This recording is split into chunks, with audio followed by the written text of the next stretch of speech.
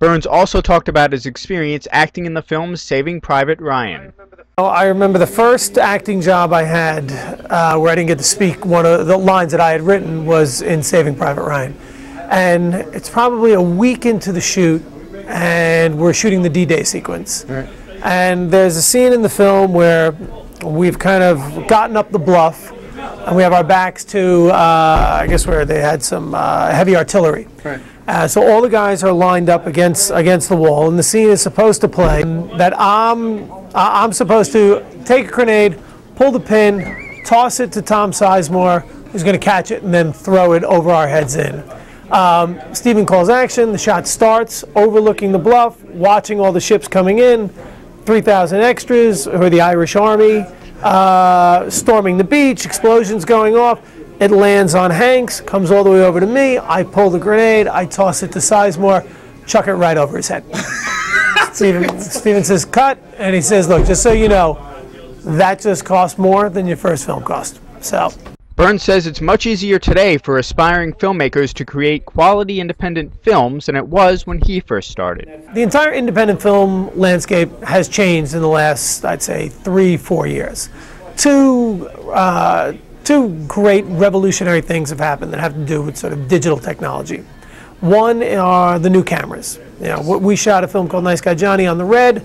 We made a film last year called Newlyweds on the Canon 5D, which is a $2,500 camera. That's the camera that levels the playing field. Any kid can either borrow or buy one of those and go out and shoot a feature film. You now also, the editing systems are so sophisticated. You know, we cut all our things on a Mac. We use Final Cut on a Mac in an apartment. You no longer have to edit, you no longer have to rent out an editing suite and all that sophisticated equipment. So now it's cheaper, it's easier to make films, but also the films look much better than they did back in '95 when I made McMullen and you're shooting on 16mm film. The other thing that's happened is now audiences, there isn't the stigma attached to, let's say, a straight-to-DVD title, because so many of these movies are starting to forego a theatrical release because there's a number of factors. You know, art house theaters are closing all over the country. The audience is now used to seeing a certain type of programming in their living room on a giant flat-screen TV with surround sound. I mean, a big thing that people think that has changed viewing habits is what HBO's done. You think about Sopranos, Entourage, Sex and the City, you know, Boardwalk Empire. Right. Those are as good as any movies that come out. It's the writing. So why would you leave your living room to go down to the art house when the art house is already in your living room? And that's why we decided on the last couple of films, you know, it costs too much money, first of all, to try and compete in the marketplace theatrically.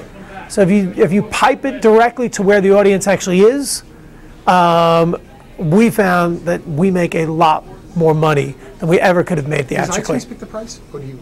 I think the future for Long Island filmmaking, especially on the indie side, is the same as the future for indie filmmaking anywhere in the country or for the world, that matter. It really has to do with, you know, is there a kid out there who picks up one of these very inexpensive cameras now and has something very interesting or specific or funny to say, and they have the passion and the wherewithal to actually get the thing done, and then after that they fight tooth and nail in order to make sure it finds an audience.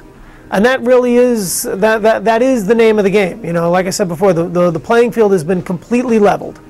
There's nobody who is going to, there's no longer an excuse for saying, oh, I can't get in, I can't get into the business, I don't have any connections. You don't need them anymore. You can make your movie, put it up on YouTube, and, you know, now you're a filmmaker. How you get people to see it on YouTube, well, that's another story. But that did not exist in '95 when I was starting. So. In Bellmore, Chris Calora reporting.